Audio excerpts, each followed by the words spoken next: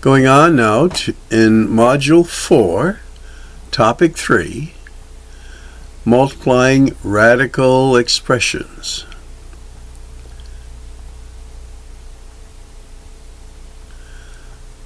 So, if it's pretty straightforward like this, you can write the work here, or on the other side. Some of these get more complicated, so we'll take a moment to write them out. So the general rule here is pretty straightforward. If the index number is the same, we just multiply the radicands. So we get the square root of 14. Again, index numbers are the same, so this is just going to equal the square root. And if you recognize this, this is the difference of perfect squares.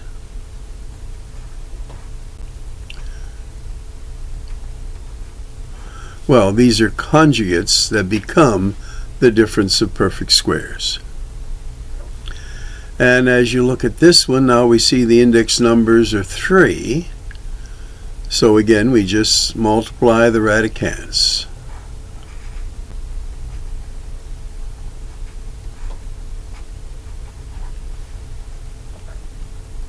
Index numbers are the same. So A times 18 is 18A over 5B. All right, let's take a moment now to write out number 2. Now, what I particularly want to do here is go over the strategy. So they want you to simplify by factoring. So when we have something like this, I think the protocol would be to set up two sets of radical signs, and you want to see if in this radicand there are factors that would be a perfect square, the largest perfect square. So if we divide this by 2, we get a 49, which is a perfect square, and we end up with a 2. Now, we then simplify this by taking the square root of 49, which is 7, and then what's ever left, the square root of 2. And these are the steps to get to the answer. So we can do it this way too, on the side, wherever we have room. Two sets of radical signs. We're looking at the number 8. Is there a perfect square factor? You might say yes, 4. And the one that isn't, we put in the other radical sign. And x, that's not a perfect square, so we have to put that over here. But y to the third, there is a perfect square, y to the second, and then the factor that's left over is y. So here we take now the square root of this, which is 2y, and then the square root of 2xy is our answer. Now for this one, again, it's the 5th root of something and the 5th root of something. We're looking for perfect fifths here. Now if I divide this by 3, and I have worked on this a little bit already, I get a negative 32 and a 3. 3 times 32 is 96, a negative, and this is a perfect fifth. So if I take the 5th root of a negative 32, that is a -2. And then what's left over is the 5th root of 3. So we have simplified these through factoring in one radical sign, those that are perfect, in this case squares, and here perfect fifths. Let's go on to D. We'll copy it first. So as we look at this, again, they want us to factor. So we could factor that into, by taking out a 2x here into this.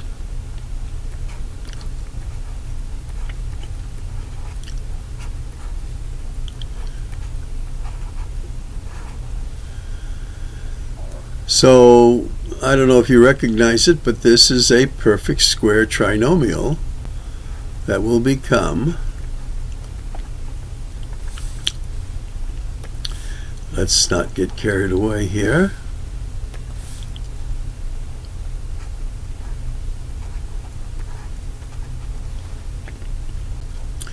so I will put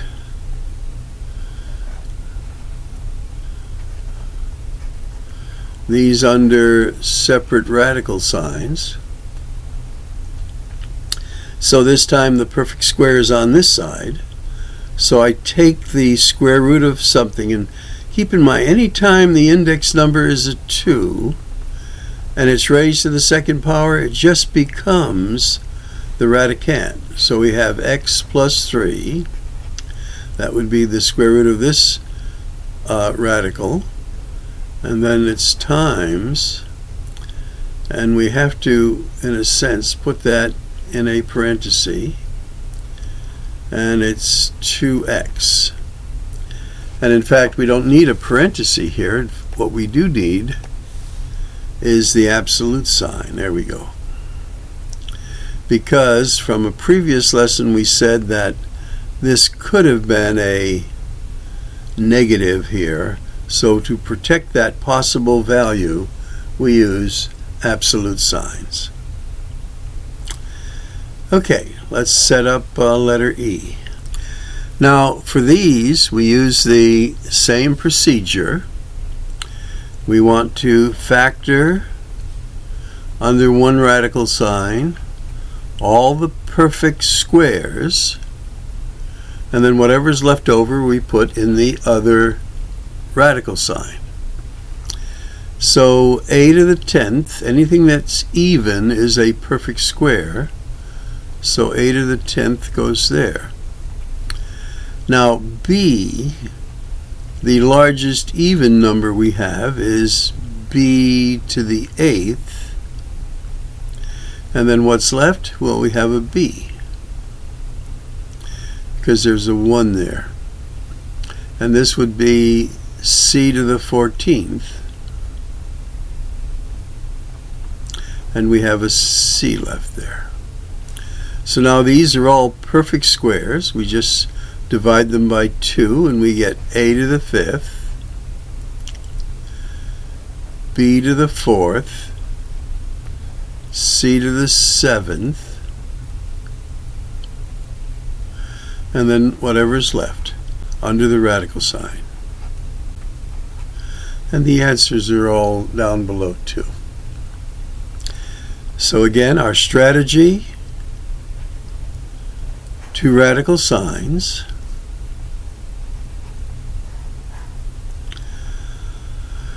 We're looking at the number 54. What is the perfect cube?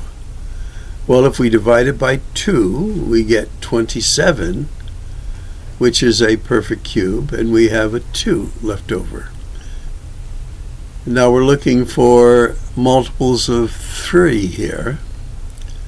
So x to the 6th with an x squared left over. Y to the 9th is a perfect cube. And then z to the 9th and a z left over there. So once again, we're looking for a strategy.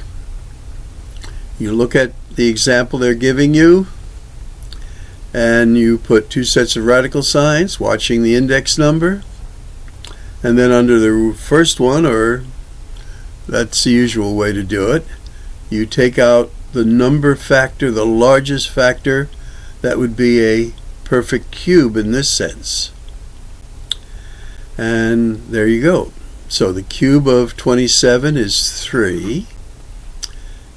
X, now we're just dividing the 6 by 3.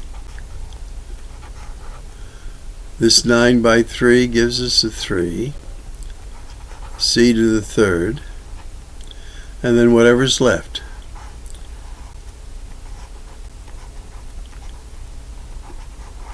You have worked this out successfully. Now, as we do these last few, we're looking for strategy. So this will become the square root of 60. And we're looking for, again, a perfect square as a factor of 60. Well, we get 4 times 15.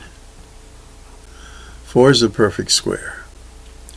Now another way to look at this is in that 6 you had a 2 times 3 there, and here you had a 2 times 5. Well, 2 times 2 is 4. There's your perfect square. And 3 times 5 is 15. So this will become then 2, after you take the square root of 4, the square root of 15.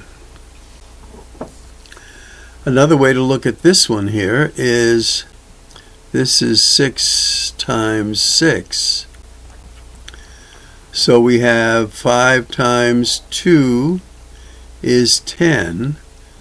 And then under the radical sign we have 6 to the third power. 6 times 6 times 6. 6 to the third power. Take away the radical sign, divide this by 3. 3 divided by 3 is 1. So it'll be 10 times 6, which is 60. Now you could have multiplied these two together, but again we're looking for strategies, shortcut ways to do it. So there's 3 6's, and that the cube root of whatever that big number would have been is just going to be 6.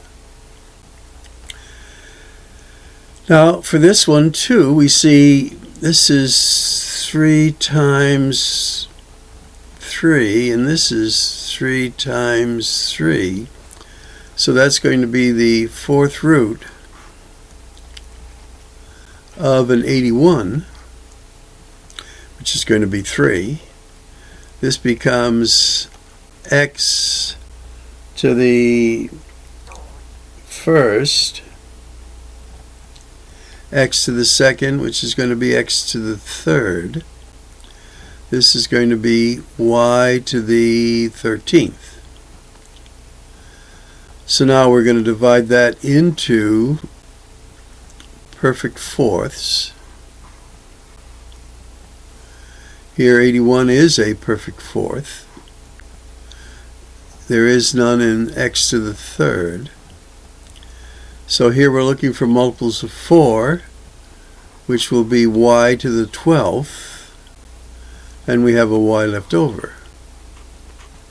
Now we take the fourth root of 81, which is 3, the fourth root of 12, so 12 divided by 4 is y to the third, and then whatever's left, the fourth root of x to the third y.